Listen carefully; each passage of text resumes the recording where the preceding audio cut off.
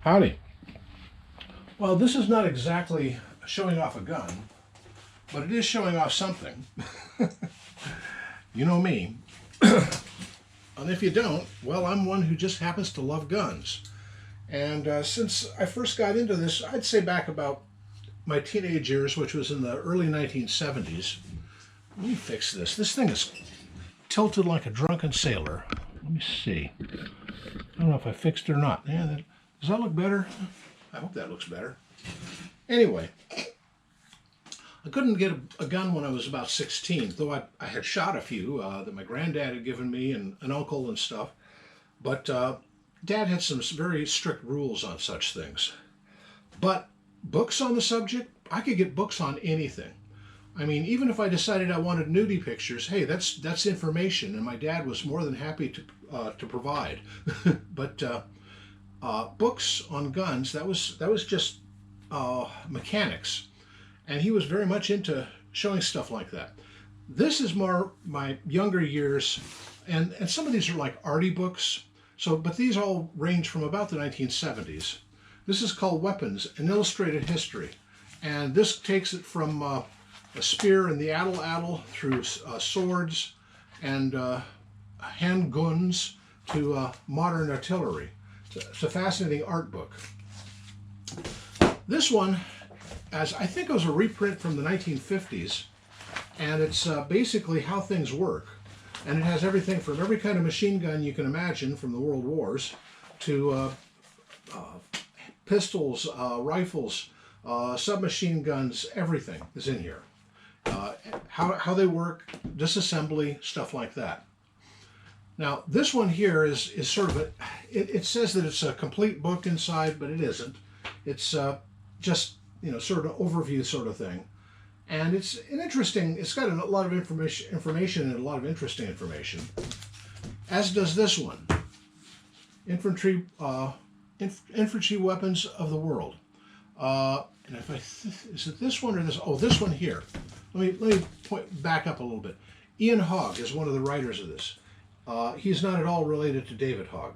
Ian Hogg was a British ordnance expert who was just that, an absolute expert. And he's written a dozen books on the subject, on various subjects.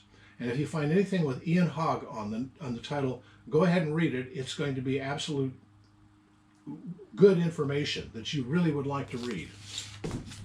Now, anyway, Basley's is not bad. This is, I think the newest in here was for NATO was the FNFAL, the right arm of the free world, I think they called it.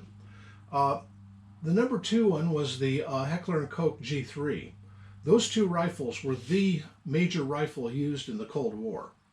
I don't have either, but I have the grandfather of the G3, the Setme. Interesting rifle. In its semi-automatic guise, by the way, guys, not to worry. But this is basically an art book, but it does show various rifles, prototypes, and the like, and it's well worth getting if you can find a copy of it. And this one is sort of a rarity. You can get many years of this one. Nowadays, I suppose it's all online, but I'm one of those folks who likes to sit down with a book and read it. Infantry Weapons, Janes. Anything by Janes is worth reading. Janes is they're best known for Janes All the World Ships. And Janes was sort of a research arm of Lloyd's of London, of an insurance company. Basically, whenever England made a new ship or created one over at the shipyards, what was the tonnage? What was its composition? Who's the captain? Who's the first mate? What is their current location on the planet? Where are they sailing from? Where are they sailing to? That kind of information was just absolutely necessary to Lloyd's and other people who are underwriting such ships for the trade world. I mean, England was a trade giant, and that was their business. Well, then Janes put out books like Janes Fighting Ships, Aircrafts, Container Ships, Infantry Weapons, all kinds of things. I used to subscribe to Janes Defense Weekly, which was not so much on weapons per se, but on weapons manufacturers and their the various contracts that they were working on. So if Russia held an air show, or the Paris Air Show, or the Madrid one, or something, Janes was there and was making notes on the latest MiGs or the latest Eurofighter or US jet or whatever. But this one here is on basically the small arms of the world. And this is as it was in 1976. Used bookstores, you can find all kinds of wonderful things. When new, this probably cost about $200 or $300. Well, I picked it up for, I don't know, what did I pick it up for? Usually they jot down the price of the thing on the inside cover.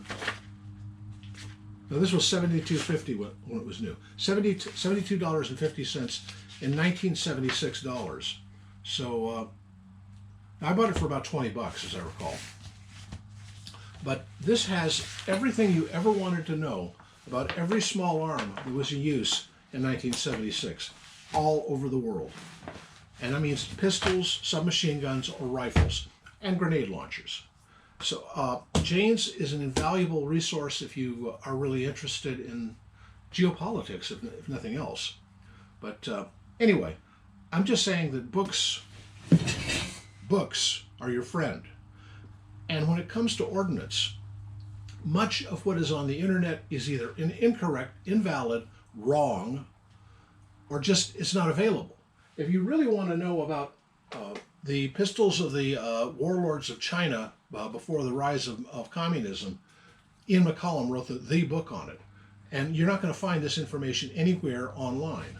Or, this one on the Italian Vetterli, or Winchester, or Savage stuff, F.N. Browning, Mauser, all of these people. Here's a Spanish Astra. You're not going to find it online. You find it in books. That's why I have so many of them, because they have all the data that you won't find in that computer. Anyway, remember that next time that you're looking for some information, there's going to be somebody who has got a library out there who has that data that you really, really need. And I'm one of those people who loves data.